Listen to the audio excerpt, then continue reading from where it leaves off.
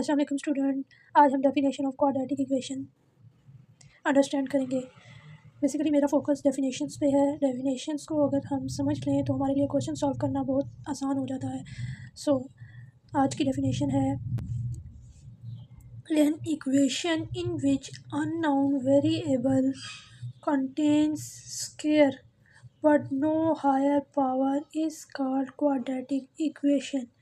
एक इक्वेशन होगी आपके पास जिसमें एक अननोन वेरिएबल होगा, एक ऐसा वेरिएबल जिसकी वैल्यू आप नहीं जानते, कंटेन स्क्वायर, और उस वेरिएबल की जो पावर है वो स्क्वायर होगी यानी कि 2 होगी, बट नो हायर पावर, और उस स्क्वायर से बड़ी पावर आपकी इस इक्वेशन में नहीं होनी चाहिए, इज कॉल्ड क्वाड्रेटिक इक्वेशन।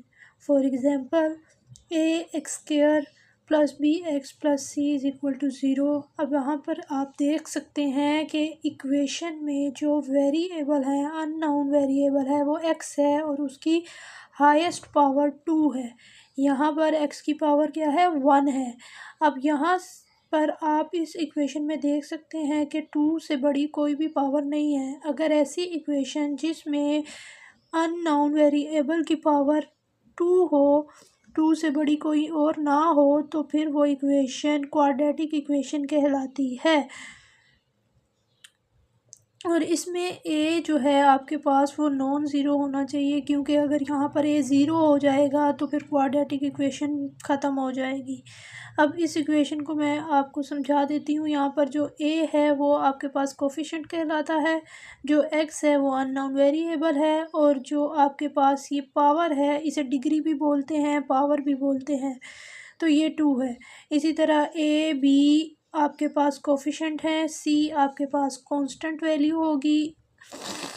अब इसी इक्वेशन को थोड़ा सा आगे समझाने की कोशिश करती हूँ। If a is equal to zero, अगर ए ज़ीरो हो जाता है देन आपके पास रिमेनिंग वैल्यू क्या बचेगी, b x plus c is equal to zero, ये इक्वेशन बचेगी। और यहाँ पर एक्स की पावर 1 हो चुकी है। अगर एक्स की पावर 1 है किसी इक्वेशन में और 1 से बड़ी पावर कोई और नहीं है, तो फिर वो इक्वेशन लीनियर इक्वेशन कहलाती है। लीनियर मतलब 1 पावर 1 होनी चाहिए वेरिएबल की।